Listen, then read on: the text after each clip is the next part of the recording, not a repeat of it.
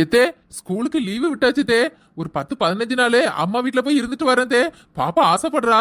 அவ ஆசைப்படுறாளா இல்லனா நீ ஆசைப்படுறியா? பாட்டி எனக்கு அம்மா வீட்டுக்கு போணும். வளங்கத பயவுல என்னத்த ஊட்டி ஊட்டி வளர்த்தாலும் அந்த பாட்டினா தான உயிரை விடுறா. என்னத்தே பிள்ளைக்கு லீவு தானே, எனக்கும் எங்க அம்மா வீட்டுக்கு போக ஆசையா இருக்காதா?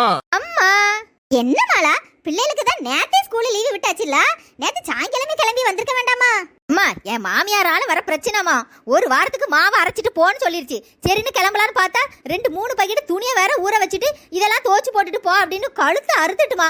அதனாலதாம்மா கிளம்பவே இல்லை நேத்து. உன் மாமியாரெல்லாம் ஒரு பொம்பளை பாரு. சரி ஆசையோட மருமவ அம்மா வீட்டுக்கு போறாளான்னு விடுறாளான்னு பாரு. சும்மானாலும் அந்த வேலையை செய்யி இந்த வேலையை செய்யி சொல்லிட்டு போறாம இப்படி சொல்ல. அடியே கிழவி, உனக்குலாம் இதை சொல்றதுக்கு ஒரு தகுதி வேண்டாம். நான் சொன்ன உடனே எங்க அம்மா வீட்டுக்கு விட்டுருவ பாரு, போறாம பிடிச்ச கிழவி. என்னம்மா அண்ணி கையில பேக்க பார்த்தா அவங்களும் அவங்க அம்மா வீட்டுக்கு கிளம்பிட்டாங்க போல இருக்கு. ஆமா ஆமா விடுறாவ. நீயும் உன் பிள்ளைல வந்துட்டியே, இனிமே விதவிதமா சாப்பாடு செஞ்சு போடணும். வயசானவ நம்மளால முடியுமா?